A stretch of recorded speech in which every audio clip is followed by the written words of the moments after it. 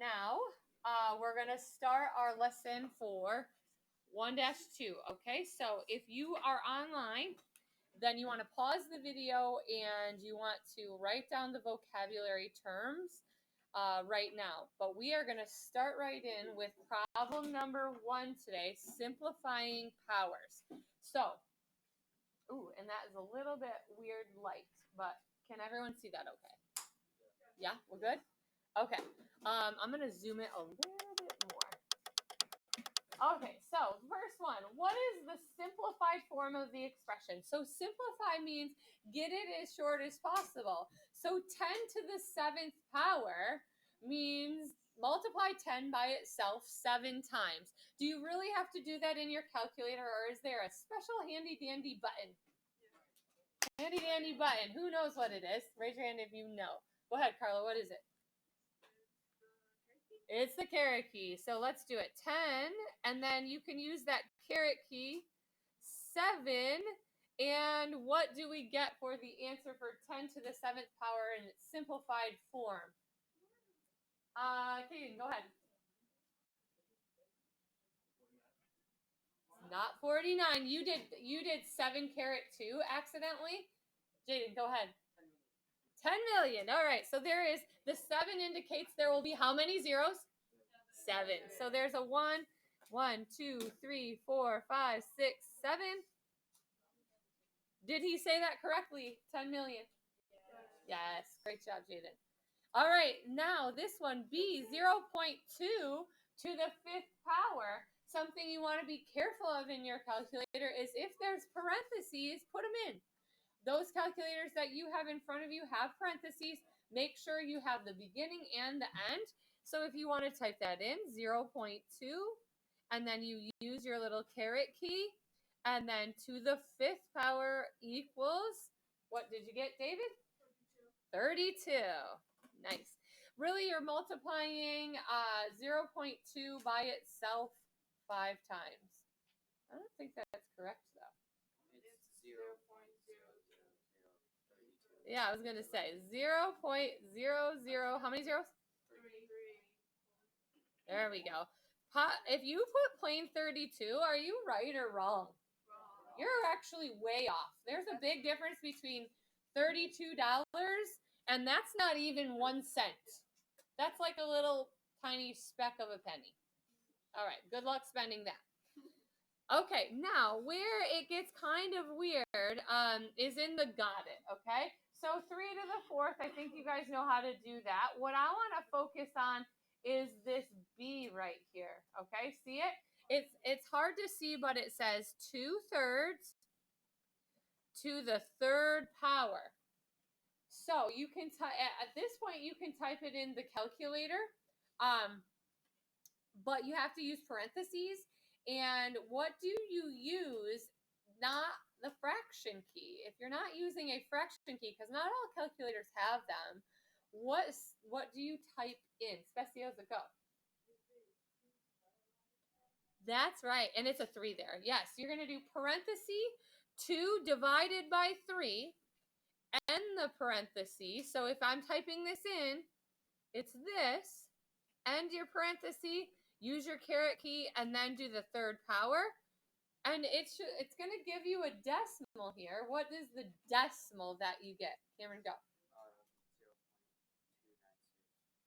And now, does anyone know on our calculators the button you can use to change it back to a fraction? What's the button? You can, it's not simplify. It should say D and then an arrow F. That means decimal to fraction. Did you get it? Yes. Oh, is it F to D? Yes. Okay, what does it do? What does it say? 8. Equals 8/27. Now, let me show you the long way. What this really means, if it is in a fraction and you don't have my calculator, this means 2 to the 3rd power over 3 to the 3rd power is what it means. That's what it means. So if you do them separately, right, and we have to leave it as a fraction, 2 caret 3 is 8. And what do you think 3 caret 3 is? 27. Yeah. That's how you do it out. And we're going to end up simplifying that and leaving it as fractions. So realize, yes, you have a calculator here that you can change it. But if you are at home, or sometimes they don't have that. So you might have to do it out that way. All right, let's keep going. Problem 2. Simplifying a numerical expression. So notice in this, there are no variables, right? And so the whole idea is to remember your order of operations, otherwise known as your PEMDAS, okay? So if you take a look at this first one, 6 minus 2 to the third power divided by 2, what part should you do first? Parentheses is correct. So this changes to 6 minus 2 is really 4, and I'll keep the parentheses, to the third power divided by 2. Now, even though the parentheses are still on, is there anything we have to do with them? No, there isn't. So, do I do the exponent next or the division? Exponent. PEMDAS. Parentheses, exponents, multiply and divide come next. So, our exponent, 4 to the third power. Who's got the answer to that? 4 to the third power. Speciosa, you are up first. Go. 64. And so our final answer, we need to divide that by 2, and many of us can do that in our head. Who knows 64 divided by 2? What do you get, Angel? 32. Bam. So if they're numerical, you can get them all the way down to a final number answer, okay? Now, this one, I put a note in. I actually just typed it right in there. Fraction bars act as grouping symbols, otherwise known as parentheses. Okay, so that fraction bar that's in there, that's like having a parenthesis around the numerator and the denominator. Okay, it's like having this 2 to the fourth in parentheses minus 1 divided by 5. Now that one doesn't need a parenthesis because there's no operation down there, right? So which part do we do first? What do we do first? On, go ahead. The parentheses. And now when we're inside the parentheses, do I do exponent or subtract? Exponent. Okay. So 2 to the fourth power does not equal 8. Don't tell me 8. What does it equal? Go, David. 32? Nope, not 32. Go ahead, Cameron.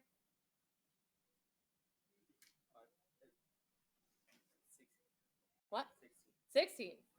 Okay. 2 times 2 is 4. Times 2 is 8. Times 2 more is 16. Right? Okay. So we have 16 minus 1 on the top. And then over 5 or divided by 5. We can do this part in our head. What do we do? Subtract or divide? Subtract. 15 over 5 equals 3. Oh my gosh, we're the smartest humans on the planet. Okay. For the sake of our recording today, we're going to leave the got it. You can do that on your own if you desire, but I'm going to do some of that with you on the assignment, okay? Let's move on to problem 3. Here we go, problem 3. Where are you? Boom. Okay, here's problem 3. Ooh, all right. Now, here comes the fun algebraic part. Joy. Everyone's so excited. Yay is right. Okay, so here comes the algebra and doing algebraic expressions. So in algebra, we have lots of variables and letters. And so what happens is sometimes you are given numbers to substitute in for multiple letters, and then you simplify. So that's why it's evaluate. Evaluate means substitute the number in for the letter, and then do the PEMDAS to figure out the final answer. So we're going to rewrite it first. So we're going to begin by substituting 5 in everywhere there's an X and 2 in everywhere there's a Y. So let's rewrite it. Instead of X squared, we would write 5 squared plus what? 5 minus 12 divided by 2 squared. Now, there's no parentheses in this one. But where should I begin? There is, this is more than one answer. Devon, go ahead. Both exponents. Yes, excellent. Okay, so let's do them both. 5 squared is really, and I'll write down now my plus 5 minus 12 divided by not 2 squared, 4. And I'm going to run out of space, but that's okay because I will fix it in a minute. Okay, what is the next part that needs to occur? This is important or you will get the wrong answer. Joelle, go. The division has to happen next. Okay, so 12 divided by 4 is 3. So now we really have 25 plus 5 minus 3. Okay, now this is where some people do get confused because it's PEMDAS. But add and subtract are equivalent, okay? So you do them in order from left to right, like you're reading a book. So we can do this right away. What is 25 plus 5 minus 3? 27 is our final answer. Okay, what about if it looks like this hot mess right here?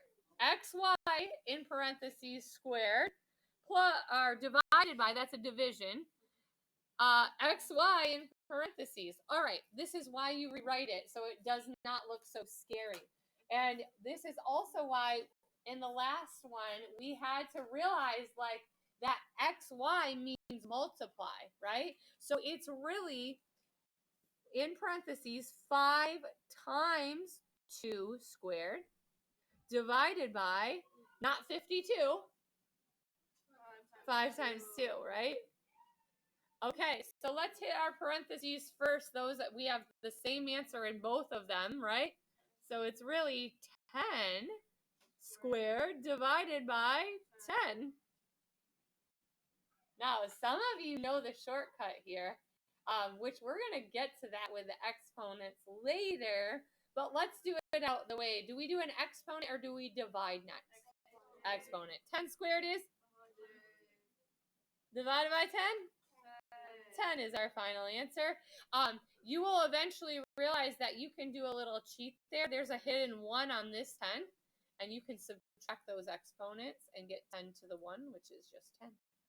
But we're not there yet. We will get there. All right, last but not least, everybody's absolute favorite of all time, word problems. Joy. Do a little happy dance. Do a little happy dance. Okay. That's very small to see, so hold on. Boop, boop, boop.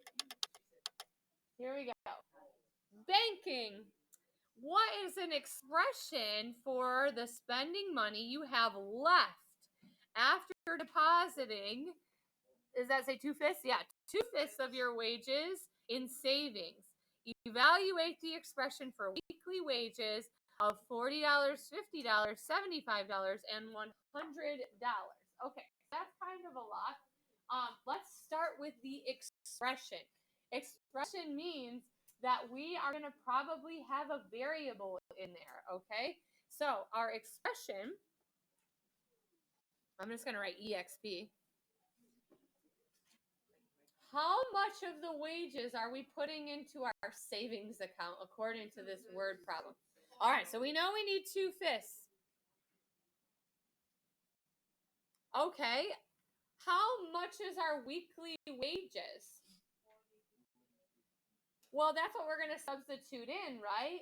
But it's unknown. What do we do for unknown? Variable. What's a variable you might want to use for wages? W. Okay, what do I do with that W? Do I add it, subtract it, multiply it, or divide it? Go, David. Nope. Nope. For Ronnie, we multiply. Okay? To get your wages and you have a fraction of it that you're going to put in, you're going to do 2/5 times your wages, right? And so now these numbers right here are what they want us to substitute in for W, right? So if you make $40 in the week, you would do 2/5 times 40, and that would be the amount you put in your savings. So what is 2/5 times 40? $16 would go in there, right? What if you make $50 in a week? What would you be typing in your calculator? Raise your hand if you know. What do you type in? Ceci, how's it go? Yep.